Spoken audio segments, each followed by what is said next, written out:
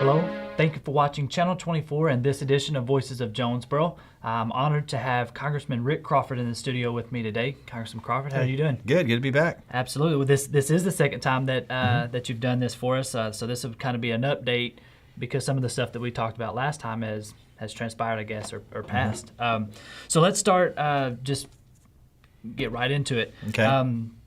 For the 113th Congress, what committees are you serving on? I'm staying on ag and I'm staying on transportation and infrastructure. And I think that's really the best reflection of our district. Our district being so heavily agricultural and also being somewhat of a transportation hub. Those are critical. Certainly. Now, with the Ag Committee, there is a subcommittee that you actually just recently named the chairman on. What committee is that, and how is that going to help serve us? Okay, that's the subcommittee on livestock, rural development, and agricultural credit. And certainly this district is sort of it's very diverse in agricultural production. You get out into the western part of the district in the hill counties, and there's a lot of livestock and poultry production. Right. So that's certainly good news for them. But in general terms, the agricultural credit, very important to all of our ag producers. And then rural development, very important for rural communities all up and down the 1st District. So I think it's very reflective of what our needs are in the 1st District. Okay. And as the chairman, you're going to have at least a say-so on what types of hearings are going to be held. Any kind of ideas on some of the topics? Yeah, we're concerned about a couple of things, 2 or 3 things that we'll talk about. One is feed availability and how ethanol is playing into that. Certainly it affects our livestock sector.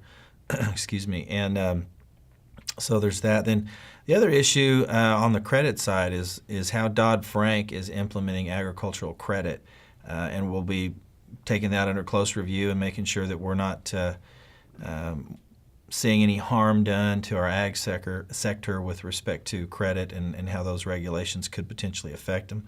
And then probably some of the other things. Obviously, we're concerned about rural development. We've got 2 major irrigation projects underway here in the district, down in the south end of the district. And they have a lot of impact, not only on helping to preserve those aquifers down there and allowing them to recharge, but they'll also have some impact on municipal water supplies as well. And so that's where rural development comes in. Okay. And obviously, the last time you and I talked, one of the big items was the Farm Bill and getting that thing passed. So I don't think this interview can pass without us talking about what sort of actions maybe you foresee taking place in this Congress session with the Farm Bill. Well, we had hoped optimistically to be able to engage in a markup as early as February. Now with some other issues sort of taking priority, it looks like it's going to be late March, maybe early April before we start to mark up a new Farm Bill. That new Farm Bill will probably look an awful lot like the House version that we sent out last year that we passed in the House Ag Committee. But there are some new faces on the Ag Committee, and so it kind of remains to be seen. But I do think that we will have a Farm Bill that it really addresses the diversity of production in the country, and particularly as it applies to Mid-South production. Okay. Now let's kind of change gears a little bit and talk about the Transportation and Infrastructure Committee. I guess some recent news is the elevated position, and now that you're going to be the vice chairman of the Waterways Subcommittee. Yep. What sort of jurisdictions is that subcommittee going to have? Well, that would have jurisdiction over things like our flood control districts and the dredging projects that we see up and down the rivers. All very, very important to our district. Through redistricting, we acquired some more counties to the south of us. So now the 1st District of Arkansas stretches from Missouri to Louisiana. So we have more Mississippi River frontage than any other district in the country. And so we kind of refer to this as the East Coast of Arkansas. So, so it's very, very important that I'm on that subcommittee. I was very pleased to get that position as vice chair, working with the chairman, Bob Gibbs from Ohio. And we'll look real closely at dredging and the priorities that exist with the Corps in terms of harbor maintenance and things of that nature. And then, of course, obviously our flood districts, flood control districts, and so on. Okay, and you just mentioned the Mississippi River, and that's something else. You're a part of the Mississippi River Caucus. Right.